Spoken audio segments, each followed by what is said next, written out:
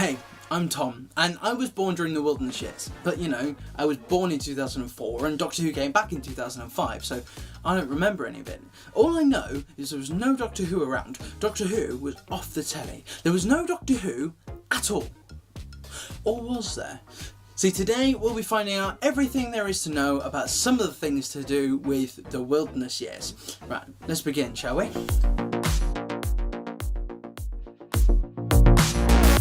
Everyone says that Doctor Who's been on screen for nearly 60 years. I don't know if anyone's actually saying that, but they said that about the 50th, so I'm just updating the statement. But this is not the case. Now, as some people know, after the season 26 story Survival in 1989, Doctor Who was put on an indefinite hiatus, and this was after it had just come back from another hiatus that took place in between the 6th Doctor's two seasons, season 22 and season 23. However, in 1993, for the Doctor Who 30th anniversary, it was brought back. Now, originally, we were going to get a story called The Dark Dimension, which was going to feature the 4th Doctor, who after not regenerating at the end of Logopolis was old and weary of the universe, and the rest of the universe was sort of just falling apart, and there was going to be a brand new design of the Cybermen, and Rick Mayall was going to play the main villain. However, this was then cancelled, and the probably much cheaper Dimensions in Time was created in its place. And most of us just wish it wasn't. The Dark Dimension has since been turned into an animated film by some fans, and if you can get past the quite frankly god-awful impressions of the Doctors, it's actually pretty fun. Now, I know Dimensions in Time has its fans, and their amazing arrangement of the theme.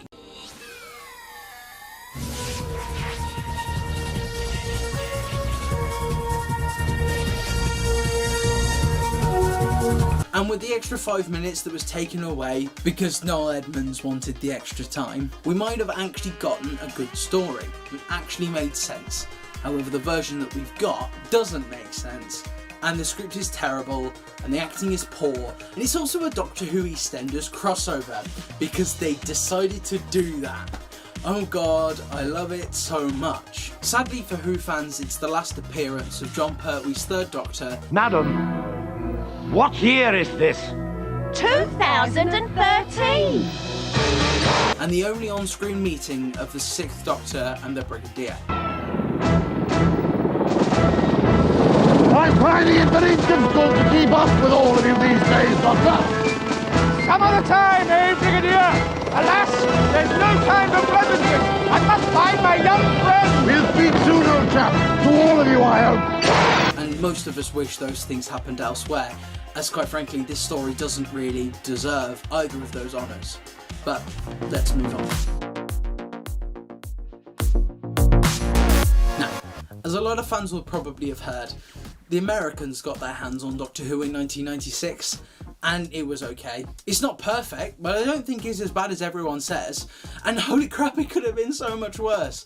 The TV movie is fine, you know? I mean, we got the best design of the TARDIS, both internally and externally, in my opinion, and it has one of my favourite sonic screwdriver designs, though I am a sucker for the classic sonic design full stop. It brings back the spade key, for some reason, instead of using the one that's in season 76, which is amazingly beautiful and was only seen once in Ghostlight, or even just create a new one, you know? But no, we've got to bring the spade back. It was used for 3 and 4, and yes, I know it's the most iconic and I do like it. But moving on, because I'm going way off track here. The TV movie was a massive flop in America, and the apparently planned TV continuation, if the TV movie was successful, was cancelled. So Doctor Who was cancelled again, and Doctor Who went back to the BBC, and they did nothing with it until... That's right, you thought the TV movie was the only piece of Doctor Who we'd get on TV in the 90s? Boy, you were wrong! Doctor Who The Curse of Fatal Death was a special made specifically for Red Nose Day, and was originally broadcast in 4 parts on BBC One on the 12th of March 1999. It was written by future series lead Stephen Moffat, and oh boy, is there a lot of Doctors in this one.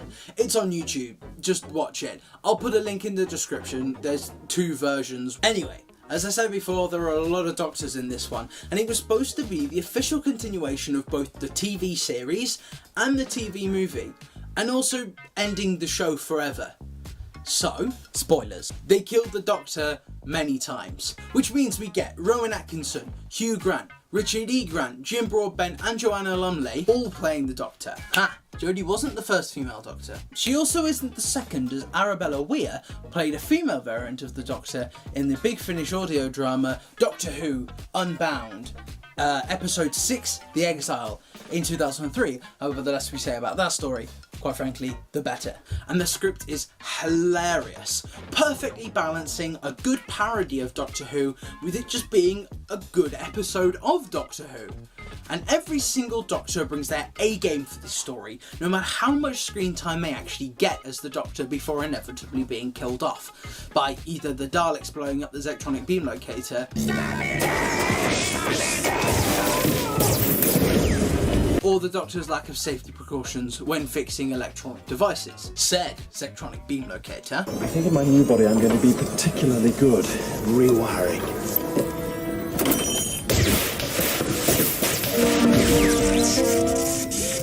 as many people have pointed out in later years, Moffat had placed a lot of what would eventually be part of his show, like marrying off the Doctor, the only chair on Skaro, and more into this, so that's something to look out for, I guess. Yep, you read that right. The Doctor's an animation now. This happened when BBCi, nowadays they're called BBC Online, looked into the rights for Doctor Who and found out they weren't as complicated as people had originally thought. So, they teamed up with Big Finish, and in 2001 they released Death Comes to Time, which was then followed up by Real Time in 2002, and then later a remake of the fourth Doctor story, Sharda, in 2003, now starring McGann's 8th Doctor. After these three, they decided they needed to move on to another more ambitious project, and in 2003, BBCi announced Scream of the Shalka, the at the time official continuation of the programme. Scream of the Shalka is a real gem, and Richard E. Grant is actually really good as the Doctor, and the script is brilliant. It is really annoying that people take what this Doctor says sarcastically as him being written badly. Keep an eye on it for a moment, hey? I'm just popping out to do something eccentric. It was planned that if Shankar was successful, there would be a whole series to follow, and 2 of the scripts had actually been commissioned and written.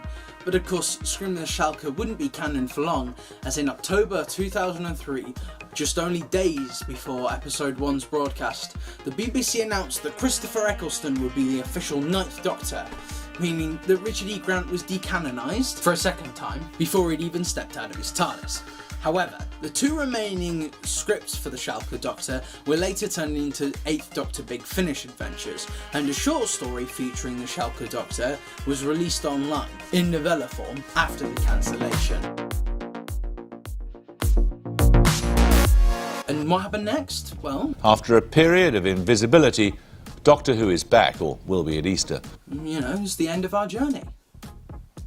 For now. Of course, in future, I might talk about the Master's car. Where's your sense of humour? I look no more ridiculous in this vehicle than the Doctor does in his beloved Bessie. But anyway, till I next see ya, Tom out.